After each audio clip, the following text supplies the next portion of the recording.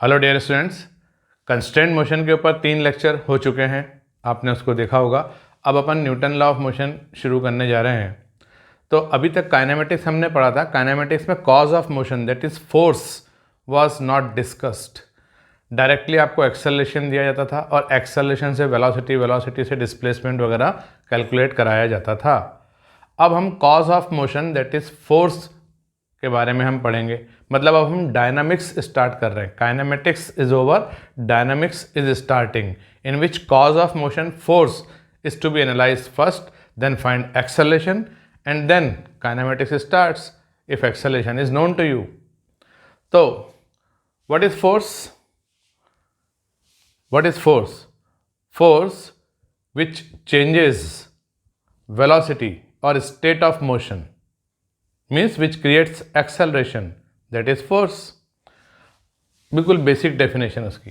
अब fundamental forces, types of fundamental forces. Forces तो बहुत नाम सुने हमने, ये फोर्स वो फोर्स, और नहीं तो मैं भी सुना दूंगा। तो फंडामेंटल फोर्सेस कितने टाइप के होते हैं? तो 4 टाइप के होते हैं। पहला होता है gravitational force. Gravitational force of attraction, ये हमेशा अट्रैक्टिव होता है।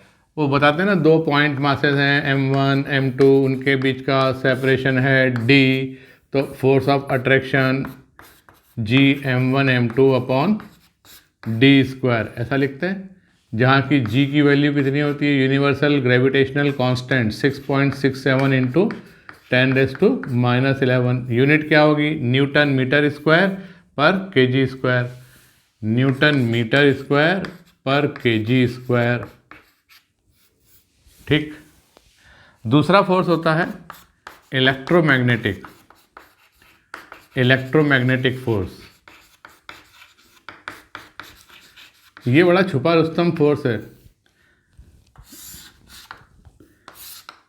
ये 2 पॉइंट चार्जेस के बीच में लग रहा है, इलेक्ट्रॉन इलेक्ट्रॉन के बीच में लग रहा है, प्रोटॉन प्रोटॉन के बीच में लग रहा है। हाँ, वो तो है ही। इसके अलावा भी जहाँ पर आप पहचान ना पाओ, जहाँ पर आप पहचान ना पाओ कि कौन सा फोर्स है, वो इलेक्ट्रोमैग्नेटिक फोर्स होगा। जैसे कि tension in string, spring force, friction, normal reaction,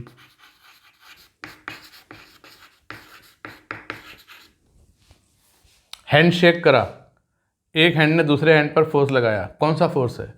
electromagnetic. इसके एटम के आउटर मोस्ट इलेक्ट्रॉन इसके एटम के आउटर मोस्ट इलेक्ट्रॉन के साथ में इंटरेक्ट करेंगे, रिपेल करेंगे, तो वो एक दूसरे पर फोर्स लगाएंगे, तो वो कौन सा फोर्स होगा? इलेक्ट्रोमैग्नेटिक नेचर का।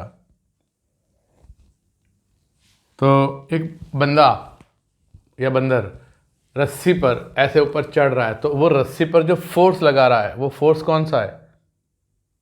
ग्रेविटेशनल है क्या? नहीं, इलेक्ट्रोमैग्नेटिक कैटेगरी में आ जाएगा।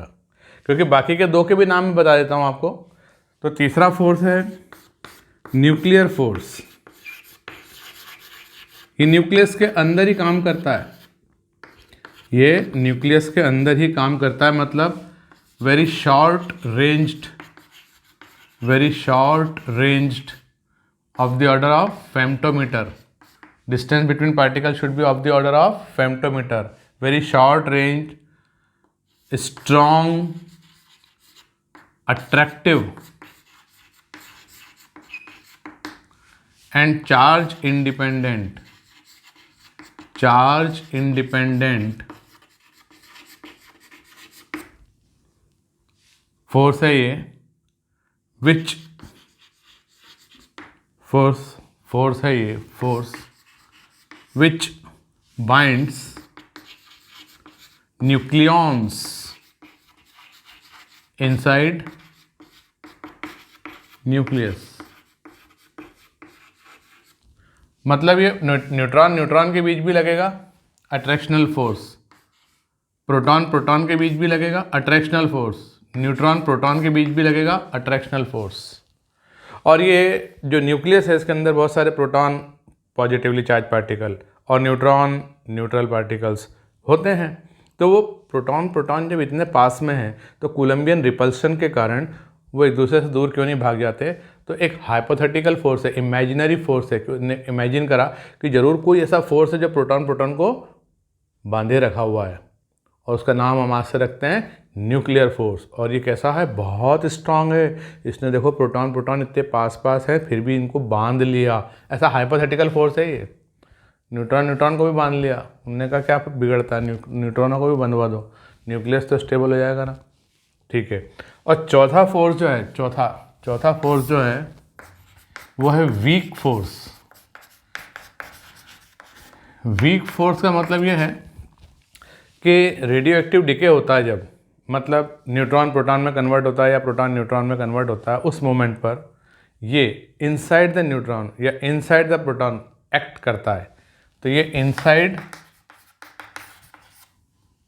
न्यूट्रॉन या प्रोटॉन होगा responsible for decay, radio active decay और simple decay. Neutron neutral particle है, ये प्रोटॉन में कन्वर्ट हुआ, साथ में एक इलेक्ट्रॉन भी प्रोड्यूस हुआ और एक एंटी न्यूट्रिनो निकला।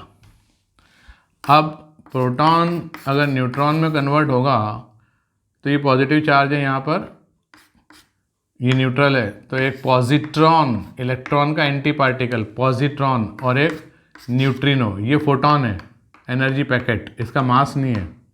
जैसे लाइट होती है ना, तो इसको क्या बोलते हैं अपन, न्यूट्रिनो, और इसको क्या बोलते हैं, एंटी न्यूट्रिनो।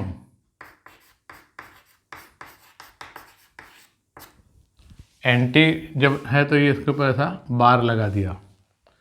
न्यूट्रॉन के साथ न्यूट्रिनो, एक के साथ एक फ्री, न्यूट्रॉन के साथ न्यूट्रिनो एक फ्री आता है, और प्रोटॉन के साथ एंटी न्यूट्रिनो आता है।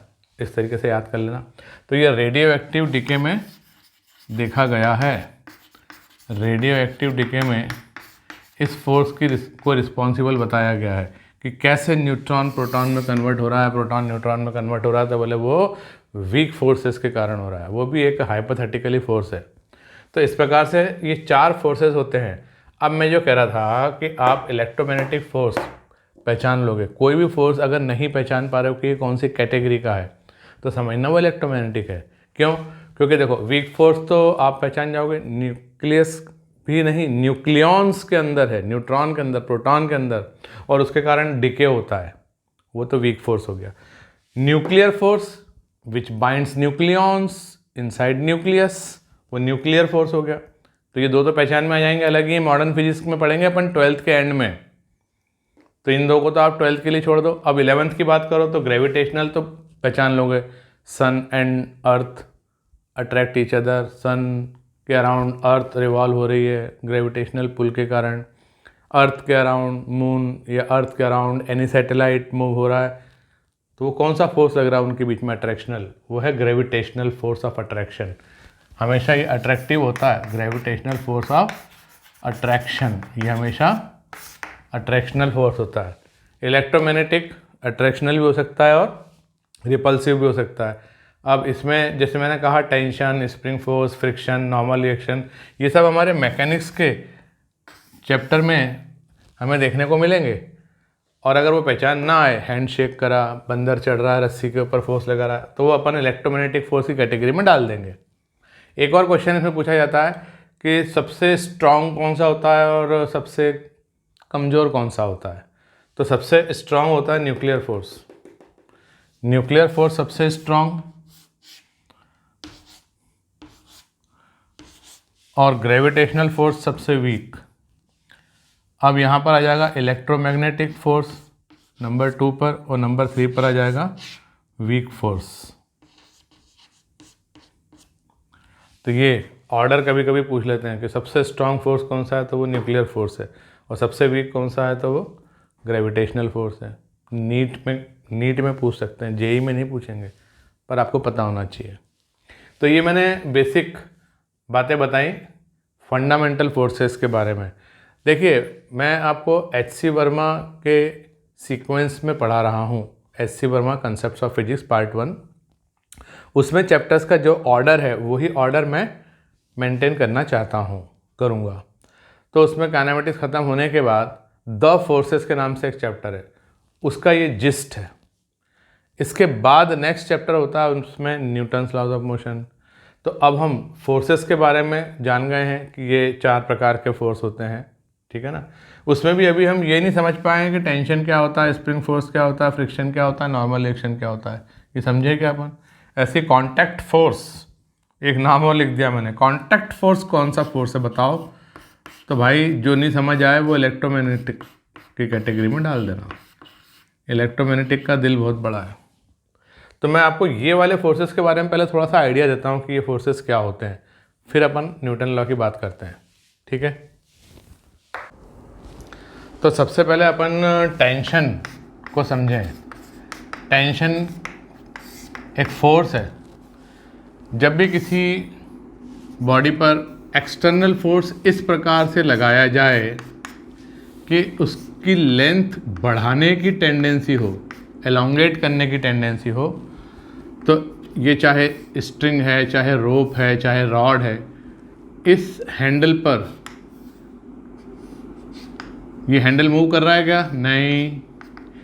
तो इस हैंडल पर इस स्ट्रिंग ने या रॉड ने हैंडल पर ऐसा फोर्स लगाया है कि कहीं मैं टूट ना जाऊं। ये एक्सटर्नल फोर्स तो उसको तोड़ने की कोशिश कर रहे हैं, पर ये जो मेरा ऑब्जेक्ट है, स्ट्रिंग कह लो, चाहे रॉड कह लो, चाहे रोप कह लो, ये खुद सोच रहा है कि मैं कहीं टूट ना जाऊं। इसलिए जो मॉलिक्यूल्स के बीच में फोर्सेस है उनका इस प्रकार का जनरेट होता है कि ये जो हैंडल्स हैं इसके ऊपर ये कैसा फोर्स लगा रही हैं कि ये हैंडल्स कहीं एक दूसरे से दूर ना चले जाएं। तो ये जो इंटरनल फोर्स जनरेट हुआ इसको अपन कहते हैं टेंशन, ठीक है ना। अपने आप ही जनरेट हो जाता है। जैसे मान लो कि यहाँ पर आप हैं और आपको दोनों टांगों को रस्सी से बांध के एक बोलेरो से इधर खींचा जा रहा है, रस्सी से बांध के बोलेरो से उधर खींचा जा रहा है, और आपके हाथों को भी रस्सी से बांध के इस बोलेरो से इधर खींचा जा रहा है। अब आपके अंदर कैसा फील जनरेट होगा कि यार ये मेरे हाथ कहीं निकल ना जाए, मेरी टांग कहीं निकल ना जाए।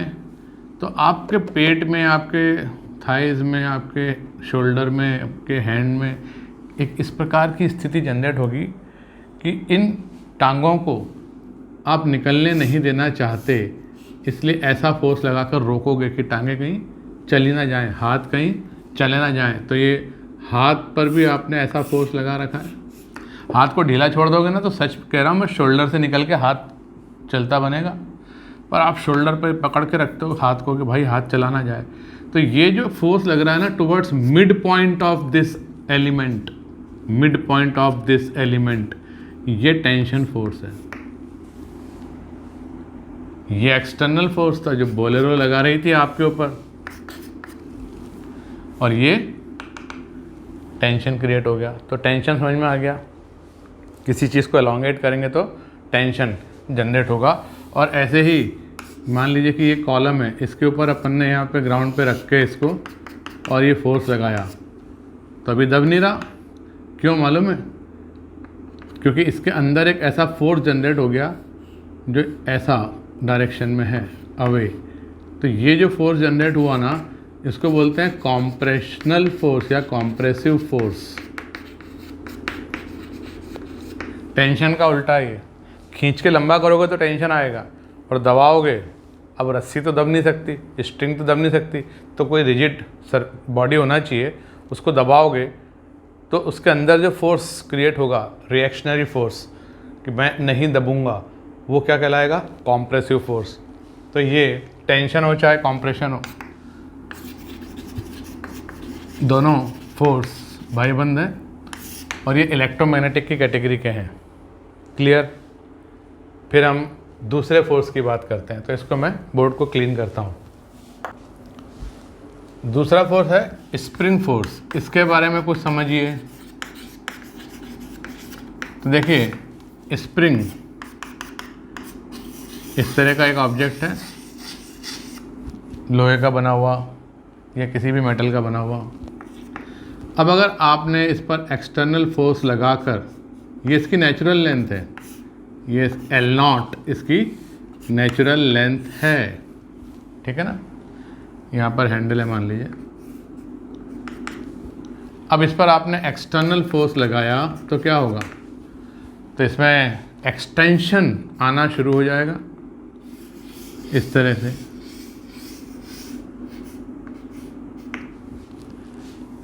एक्सटर्नल फोर्स अगर बहुत बड़ा है तो ये एक्सटेंशन अभी भी बढ़ रहा है। तो कितना एक्सटेंशन आया, तो देखो यहाँ से यहाँ तक तो नेचुरल लेंथ है और ये एक्सटेंशन है delta L, change in length. तो इस हैंडल पर इस स्प्रिंग से ऐसा due to property of elasticity एक फोर्स लगने लगता है और इसको बोलते हैं हम spring force, force exerted by spring. और उतना ही फोर्स इधर वाले सपोर्ट पर भी लगेगा, क्योंकि स्प्रिंग तो सिमेट्रिकल है, दोनों तरफ लगाएगी और वो नेचुरल लेंथ में आना चाहती है due to property of elasticity. Elasticity क्या होता है, property by virtue of which a body tries to regain its original shape and size after removal of deforming forces. तो it wants to regain its original shape and size, that's why this type of internal force is generated. तो ये spring force कहलाता है, जो कि किस पे depend करेगा, इस एक्सटेंशन पर। जैसे जैसे एक्सटेंशन बढ़ाओगे वैसे वैसे स्प्रिंग फोर्स बढ़ता जाता है। और इस मेटल पर इसकी थिकनेस, लेंथ ऑफ स्प्रिंग, इस पर भी डिपेंड करेगा फोर्स। तो ये जो स्प्रिंग फोर्स है, it is found proportional to delta L, change in length, and proportionality constant suppose K will depend on nature, material and dimensions of the spring. This K is called stiffness coefficient, stiffness coefficient of spring, or simply spring constant. इसका unit क्या होगा, Newton पर metre. तो ये हो जाएगा Newton पर metre. Dimensional formula क्या हो जाएगा, Mt-2। ये स्प्रिंग कांस्टेंट है, ये दोनों एंड पर लगता है, ध्यान रखना, और इक्वल मैग्नीट्यूड का, ठीक है। और किधर लगता है, तो ये इसको नेचुरल लेंथ में लाने का प्रयास करता है। जैसे मान लीजिए कि आपने इसको एक्सटेंशन ना क्रिएट करके इसको दबाया होता, तो क्या कहानी होती, देखो कि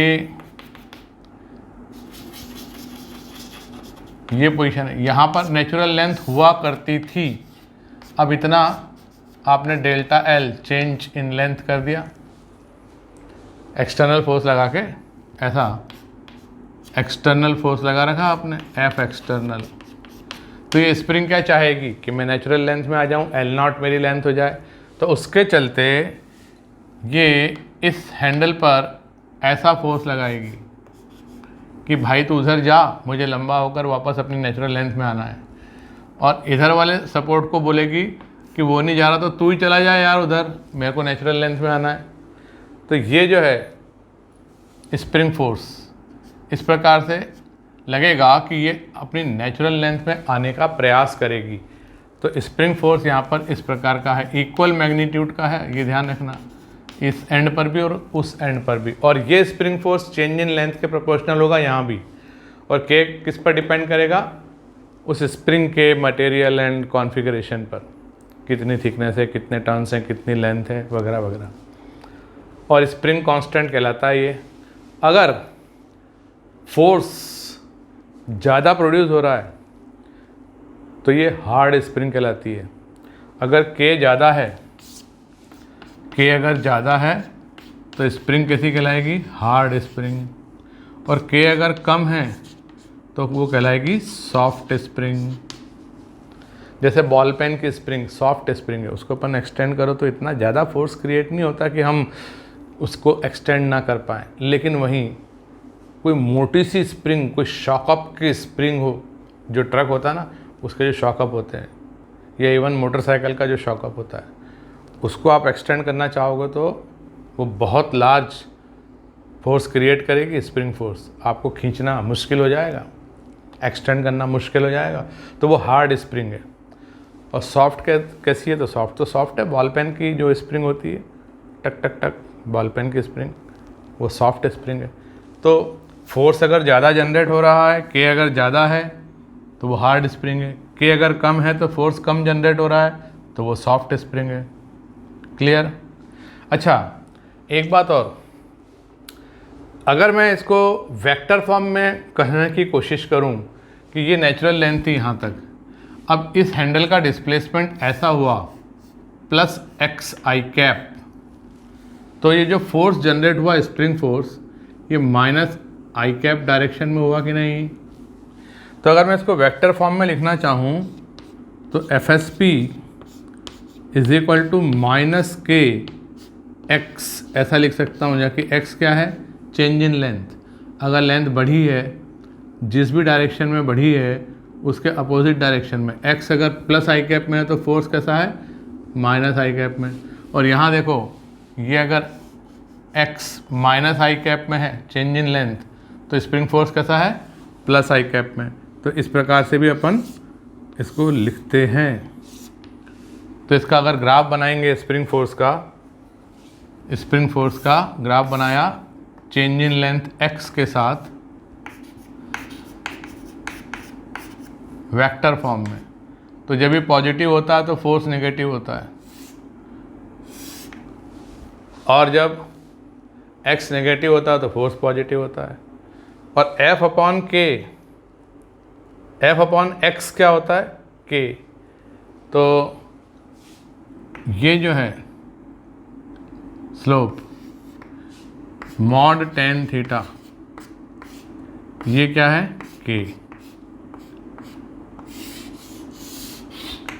भाई देखो, इतना है f परपेंडिकुलर, तो इतना है x बेस, तो f अपॉन x करेंगे, टेन थीटा निकालेंगे perpendicular upon base, slope of spring force versus x graph, इसका स्लोप टेन थीटा क्या देगा?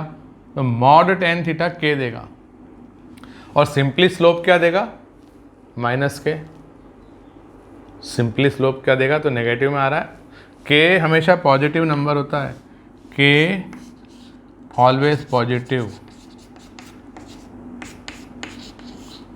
नंबर, ये बात भी ध्यान रखना। Spring constant. तो अभी स्प्रिंग के बारे में इतनी जानकारी जो आपको मिली, ये पर्याप्त है। At the end of Newton's laws of motion spring के बारे में हम लंबी लंबी बातें करेंगे, तब फिर से इन सब चीज़ों को हम रिवाइज करेंगे। अपन बात कर रहे हैं अगले फोर्स की। कौन सा था अगला फोर्स? एक वो नॉर्मल रिएक्शन, फ्रिक्शन, उसकी बात करते हैं। Normal reaction, next force normal reaction. तो एक्शन कहाँ है यही तो नहीं पता, रिएक्शन पता है। कितना इंटरेस्टिंग है। देखो, मैंने कहा कि एक ये ब्लॉक है, ये हॉरिजॉन्टल ग्राउंड है, और एक ये ब्लॉक है, इसका नाम है ए, इसका नाम है बी। अपन ने लगाया फोर्स यहाँ से ऐसा, तो दोनों चल पड़े, दोनों चल पड़े। अच्छा एक बात बताओ, ये जो अगला वाला ब्लॉक है ना, ये क्यों चला? क्यों चला? क्योंकि ये पीछे वाले ने इस आगे वाले ब्लॉक पर जरूर कोई फोर्स लगाया, ठीक है। और न्यूटन थर्ड लॉ के according equal and opposite force यहाँ पर इसने इस पर लगाया। To every action there is equal and opposite reaction, Newton third law. इस फोर्स के कारण ये आगे चल पड़ा, और इस फोर्स के कारण ये इसका चलना थोड़ा सा अवरुद्ध हो रहा है। बी का मोशन इतना फ्री नहीं है ये ए के होने के कारण ये अड़ंगा है, इसको इतने आसानी से ये भाग नहीं पा रहा इस फोर्स के चलते। इसको भागने में ये ब्लॉक ए दिक्कत दे रहा है, रोक रहा है, बोले कहाँ चल रहा है भैया। ये है नॉर्मल रिएक्शन। ये किस डायरेक्शन में लगता है?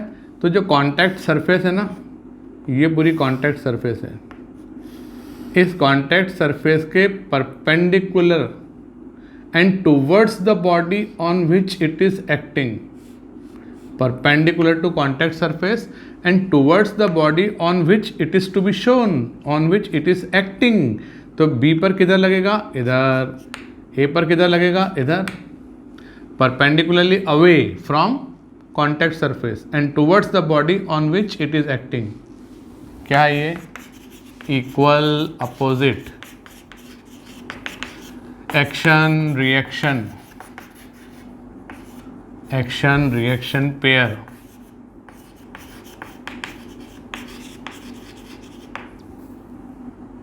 एक्टिंग परपेंडिकुलर टू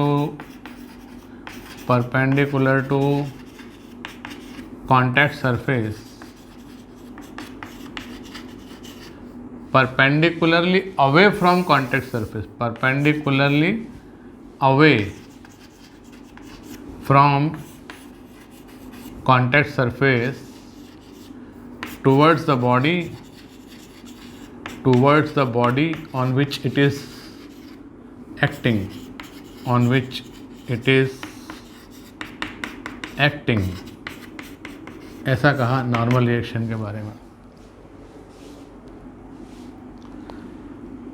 अब मज़ेदार बात यह है कि ये भी नॉर्मल रिएक्शन है, ये भी नॉर्मल रिएक्शन है, तो एक्शन कहाँ है? तो हमें नहीं पता कि किसको एक्शन कहें, इसलिए दोनों को ही रिएक्शन कह दिया। ऐसा क्यों? आपको क्यों नहीं पता कि एक्शन कौन है? तो सोचो, ए कह रहा है, क्या कह रहा है ए? कि मैं तो रेस्ट में था, इसने मुझे धक्का मारा, ये एक्शन है, इसलिए मैंने इसको रोकने के लिए रिएक्शन नाम का फोर्स इस पर ऐसा पीछे की तरफ लगा दिया कि भैया मत आ इधर। बी क्या कह रहा है? बी कह रहा है कि मैं अच्छा भला जा रहा था, इसने मेरे ऊपर ये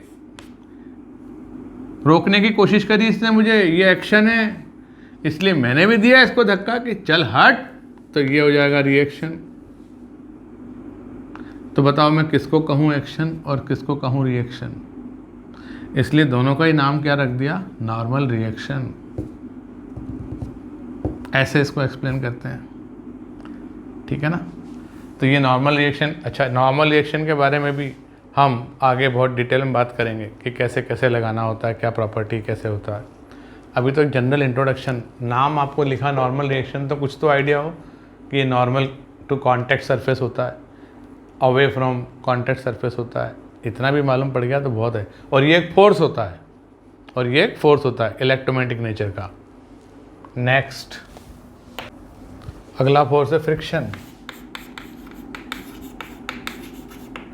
which opposes relative motion, which may be a cause of motion also. It does not opposes motion, it opposes relative motion। Friction के चैप्टर में इसको डिटेल में पढ़ेंगे। अभी अपन थोड़ा सा समझ लें कि ये ग्राउंड है, ये ब्लॉक है, और ये ब्लॉक वेलोसिटी v से जा रहा है। तो इस ब्लॉक पर ज़मीन से एक फोर्स लगेगा tangential to the contact surface, ऐसा, इसको हम कह रहे हैं फ्रिक्शन। और ज़मीन पर अगर मान लो यहाँ बालू रेती या मिट्टी विट्टी है, तो ये ब्लॉक क्या करेगा, उस बालू रेती या मिट्टी विट्टी को ऐसा फोर्स लगाएगा, फॉरवर्ड डायरेक्शन में अपने साथ लेके जाएगा। तो ब्लॉक ने ज़मीन पर लगाया, ज़मीन ने ब्लॉक पर लगाया, equal in magnitude, opposite in direction, tangential to the contact surface, tangential to contact surface. ऐसा होता है फ्रिक्शन। अब देखो, ये इसके ऊपर रखा हुआ है, ऐसा हवा में नहीं, बीच में गैप नहीं है, उसके ऊपर रखा हुआ है। तो आपने रखा हुआ तो बनाया ही नहीं, तो देखो बनाया है यहाँ पे। अब क्या होगा, एक तो ग्राउंड से नॉर्मल रिएक्शन लगेगी ऊपर की तरफ, ग्राउंड से नॉर्मल रिएक्शन लगेगी, और मान लो आपने इसको इधर फोर्स लगा रखा है या वेलोसिटी लगा रखा है, इसको दे रखी है, एक्सटर्नल फोर्स लगा रखा है, तो अभी चलने की टेंडेंसी रखता है, चल पाए या ना चल पाए लेकिन टेंडेंसी रखता है। तो ग्राउंड इस पर ऐसा एक फ्रिक्शन फोर्स लगाएगी। अगर ये नहीं चल पाया तो इसको स्टैटिक फ्रिक्शन कहेंगे, और ये चल पड़ा अगर तो काइनेटिक फ्रिक्शन कहेंगे। और ये क्या है, ये है नॉर्मल रिएक्शन। अगर ये चल पड़ा, रिलेटिव मोशन अगर हो रही है तो इसको कहेंगे हम काइनेटिक फ्रिक्शन, और रिलेटिव मोशन नहीं हो रही है तो इसको क्या बोलेंगे, स्टैटिक फ्रिक्शन। जैसे कि मान लो एक टेबल या ब्लॉक ही रखा हुआ है, उस ब्लॉक पर मैंने ऐसा फोर्स लगाया लेकिन वो चला नहीं, तो मतलब किसी ने रोका, मेरे फोर्स को अपोज किया, किसने, ग्राउंड ने बोला मैं जाने नहीं दूंगा, मैं तो उसको चिपका के रखूंगा अपने साथ, तो ग्राउंड ने ऐसा फोर्स लगाया इसके अपोजिट, इसलिए ब्लॉक नहीं चला। तो ग्राउंड ने जो फोर्स लगाया ब्लॉक पर, एक तो ये है टेंजेंशियली, और एक है along the normal to contact surface. Contact surface कहाँ है, यहाँ कॉन्टैक्ट सरफेस है ये, ठीक है ना। तो ब्लॉक पर ग्राउंड से कांटेक्ट में होने के कारण बताओ टोटल कितना फोर्स लगा। तो एक कंपोनेंट ये है F, एक कंपोनेंट वो है N, उन दोनों का निकालो रिजल्टेंट। तो ये नेट फोर्स हो गया on the block by the ground. तो इसको हमने कहा कांटेक्ट फोर्स, FC क्या है, रिजल्टेंट है ये फ्रिक्शन एंड नॉर्मल रिएक्शन का,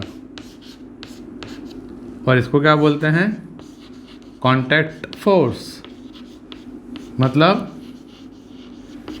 net force due to contact, note net force due to contact. अब मान लो कि अगर स्मूथ होता यहाँ पर, फ्रिक्शन एब्सेंट होता, तो कांटेक्ट फोर्स वही होता नॉर्मल रिएक्शन अकेला, क्योंकि फ्रिक्शन हो गया जीरो। समझ गए बात को। तो ये कांटेक्ट फोर्स है। तो मैंने आपको बताया कि नॉर्मल रिएक्शन भी इलेक्ट्रोमैग्नेटिक है, फ्रिक्शन भी इलेक्ट्रोमैग्नेटिक है, तो उसका रिजल्टेंट कांटेक्ट फोर्स भी इलेक्ट्रोमैग्नेटिक होगा। फ्रिक्शन समझ में आ गया, थोड़ा समझ में आया। तो चलो हमने फोर्सेस के बारे में जनरल आइडिया ले लिया। नेक्स्ट क्लास में न्यूटन्स लॉज हम स्टार्ट करेंगे, first law, second law, third law, inertial frame, non inertial frame, सबकी चर्चा करेंगे, ठीक है ना। तो इस लेक्चर को अपन यहीं स्टॉप करते हैं। Thank you very much.